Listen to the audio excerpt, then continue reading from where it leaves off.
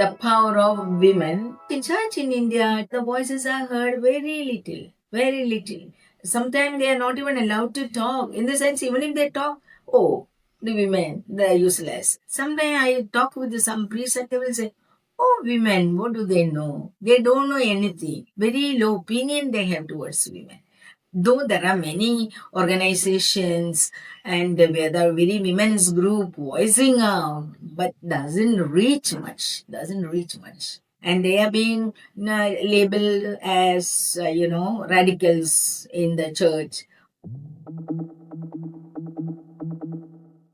Trans men, trans women, non-binary, they don't tell others. One of the gay men told me, rang me up, we were having a long conversation, said, Sister Prema, the moment I reveal my identity, my sexual identity, I will lose my job. I have an intersex who want to be an IAS officer, and she's happy with that. They look like any other girl. The society does not know that they are this. The moment you reveal what you are, there is a negation, a rejection from the society. There's no doubt about it. I ask every time, where are the lesbians? Where are the lesbians? Where are the gays? Are they existing? Do you know? They exist. The church in India is slowly opening its eyes to see the existence of LGBTQ.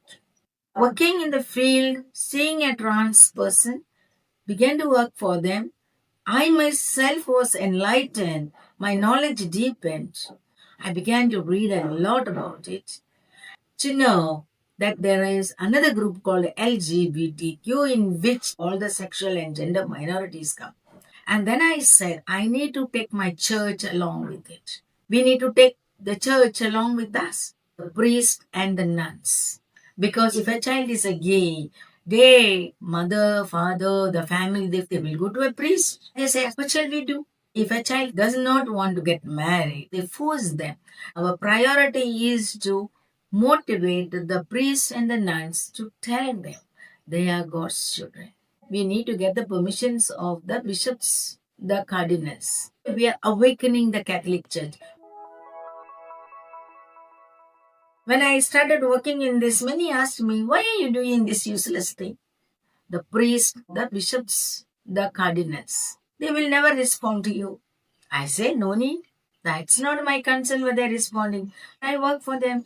They will respond one day. But I know that I am doing something good. I remember it was in the year 2015. While I was traveling in the bus, I saw the way the people treated a trans person. Many people were standing in the bus. Afterwards, I saw a seat in front, right in front. So I thought probably that seat is not good, so people are not sitting there. But yet I took courage to go and just see what has happened to the seat so I can find my place over there. When I went, seat was quite good. So one of the persons was in the bus, and so I sat next to her. After sitting, I realized, oh, her hands were something different from other female. So I realized probably she belongs to the Hijra community. And so I began to talk to her, and she said that she's a trans and she was begging, etc., etc., a life story. And she said she was sent out of the house. And that struck me. I said, we are able to work for many poor people, but why have we not started working for this particular community? There in the bus, I decided to work for them and to find them because they live in the slums, hiding from the society. So I started going to the railway stations, the backyard of the railway stations, the slums that are existing there, to find these people. In India, there is also trans people who join a community, a cultural community called the Hijra community. There is a mythology behind it. They are a cultural part of India, but not the all over India. Only in certain communities. Marwadi community, they respect them. People in UP and Bihar to other states, they have a lot of trust in them, like, their faith in them. Their blessings are very important. Therefore, they are being called in Badai, we call. Badai means welcoming ceremonies. Like when a child is born, when a wedding is taking place, preparing for the wedding, when a new house is built, a new shop is starting, a new business beginning, they are invited to bless them. And they dance, they sing, they bless, and they have a very good earning from that. The people offer them a huge quantity of money depending upon their wealth, but they have respect for them just because they are Hijra community. But if you go to some other parts of India, they don't accept them. For them, it is a curse. For them, it is a bad omen. That is one reason they don't have a space in the society.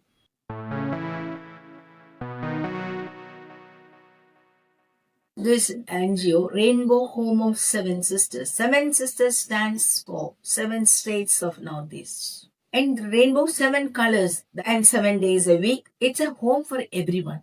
It is not a house, it is not a convent, but it's a home. It is for the most marginalized and very specifically for my rainbow children. So I took like 3 areas. One is definitely the Mother Earth, who is most marginalized. Therefore, I work for Mother Earth. There are poor girls who are marginalized because of their poverty, and they are very vulnerable. Any trafficker will pick them up for human trafficking, sexual work. They are not wanted in the families because they were used, they were sexually abused. I want to save them. So I said, okay, let them come here. I will give them some skill. Then I realized that my rainbow children, they are also marginal. So therefore, here all kinds of people come. No one can be labeled. No one can have a stigma here. Everyone live together without any distinction. And this is their home. I am Sister Prema, belonging to the congregation of the Sisters of the Cross of Shamano. And we in India, we are known as Holy Cross Sisters. I am professionally a teacher. Then I changed into the social work. And today I work only for the marginalized people in the society. I am also an environmentalist as well as a social activist. We need to look for our lost sheep. That is the mission of the church today. That is the ministry of the church today. Why are we so much interested in baptizing new people? What happened to our baptized ones? Are we not bothered about the lost sheep? Even if one is lost, we need to go in search of it. That is what in the Bible says. And we need to accept them. Why the church is still with the transphobia? Why the church is still with the LGBTQ phobia? They need to unlearn and relearn. They need to rewrite their laws and doctrines and see every human being as God's children. Where are these children? They don't even come to the church. They can't come. Church is really losing them. Why are we not accepting them? They have multiple talents. Church can be enriched with their talents, their abilities, their stamina. These are the people who can contribute much, that I completely believe.